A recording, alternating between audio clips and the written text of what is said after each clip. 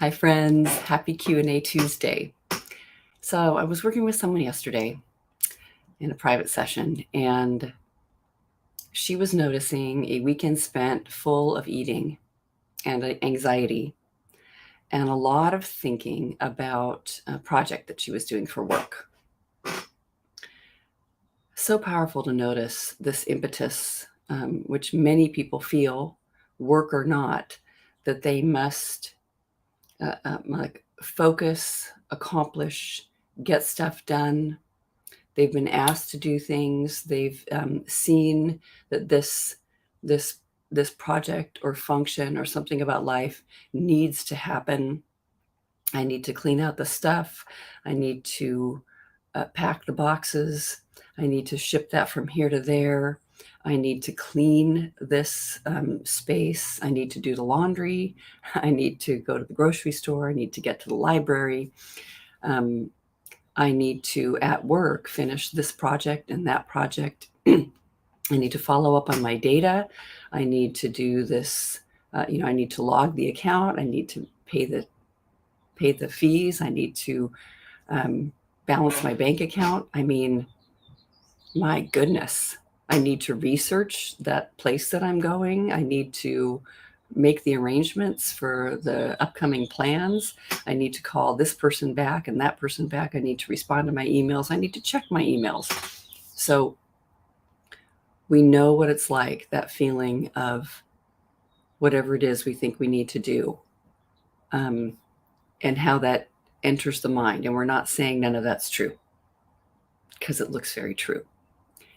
It looks like that stuff, it would be preferred to have that happen.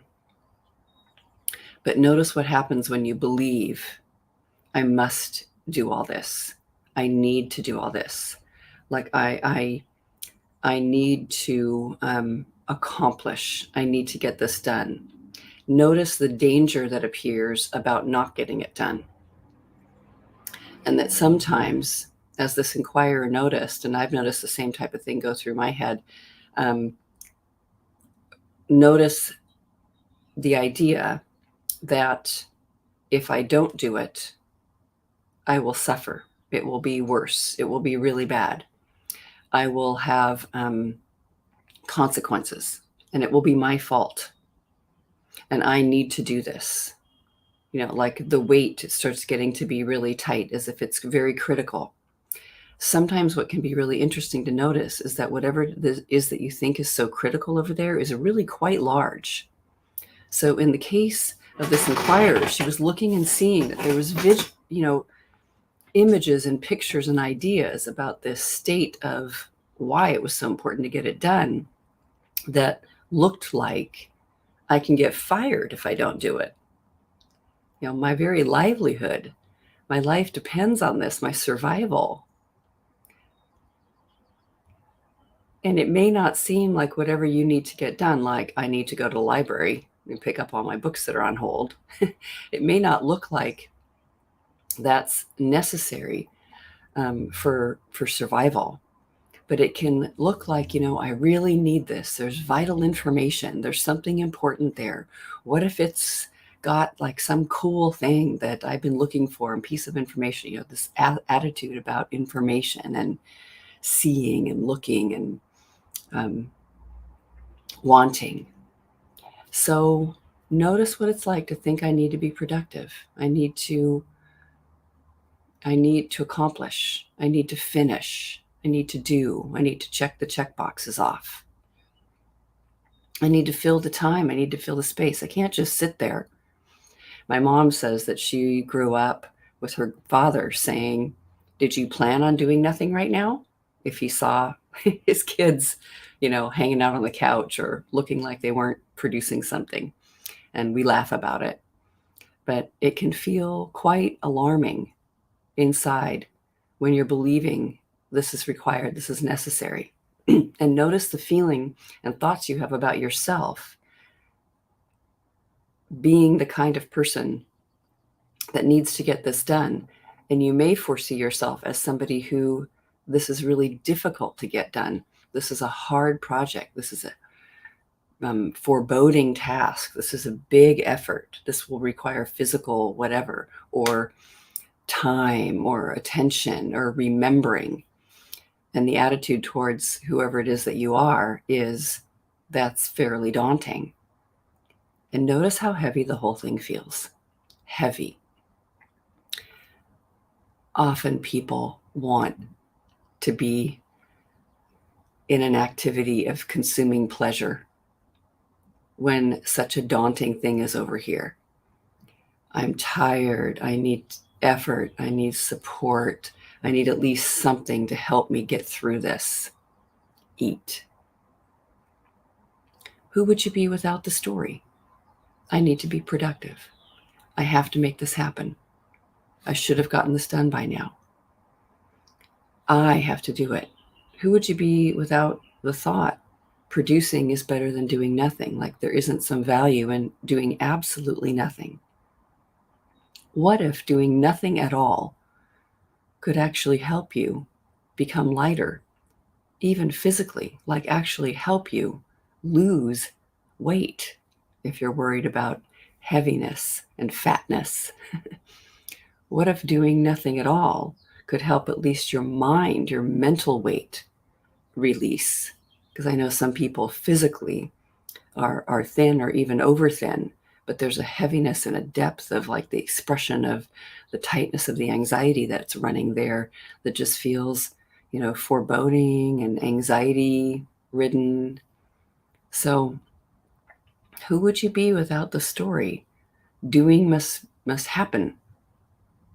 Doing must happen. It's interesting to see that doing nothing could potentially be almost the most enriching, beautiful path to lightening the body, lightening the mind, lightening stress and anxiety, enlightening yourself, actually doing nothing. Just being open to allowing things to unfold the way they do. I like the awareness that if I'm thirsty, eventually I will get water. If I need to go to the bathroom, I am going to get up and go. If I'm cold, I'm going to just grab a sweater, or put a blanket around myself. And I'm not like, oh my God, I really need to get this done. It's just going to be something that happens.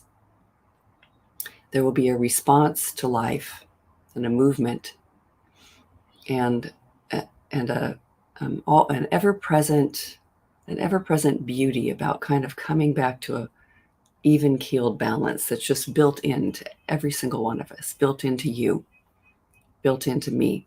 Why would we even be worried about this, eating situation? It's because something, we're really aware something seems off balance. Could it be like this is an aspect of it that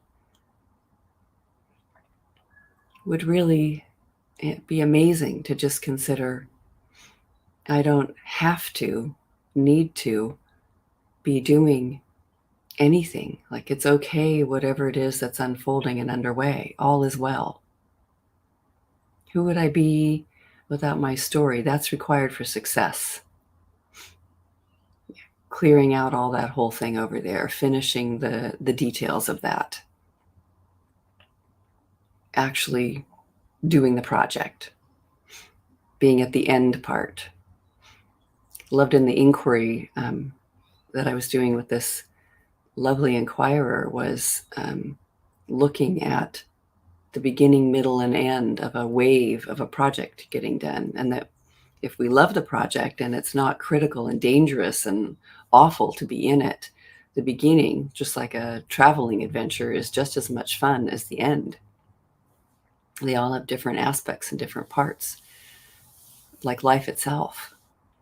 There's a beginning and when it's underway, and then the end, and then just the moving on to whatever's next too. Just that kind of that situation or that process appears to be over. So I like the thought, that very few of us actually wander around doing nothing like we did when we were little kids, or just making up something to play, like having a friend over and just inventing whatever it is that we're doing in the moment without having to have kind of a set schedule or plans or an organized, yeah, you know, turn of events, a calendar. We don't really have a calendar. I think just how would we live that turnaround? I don't have to be productive. I actually have to be non-productive. And it doesn't mean that I'm going to lay on the floor and do nothing all day, because that doesn't really look that great either forever. But it sure looks good for a little while sometimes. Just relaxing and sitting and absolutely doing nothing. I think that's why some people love when they have a formal meditation practice where here I am, I get in my chair and I sit down and I'm going to meditate. But then once the eyes are closed and we're sitting, there is a richness to that experience of just absolutely doing nothing except for sitting there. I mean, I really love it without having sort of the way the meditation is supposed to look. Like there's just nothing I'm supposed to be doing. Nothing with my breathing, nothing with counting, no special mantras, no nothing. Just being, feeling the support of all that is. I think we could actually officially say, at least I have sure noticed this. Let's put it that way. It's my experience that not having to be productive does not mean there will be no production happening. And I have to be non-productive is exciting and interesting, but that it will actually make you lighter. It's like a weight loss plan, if that's what you're concerned about.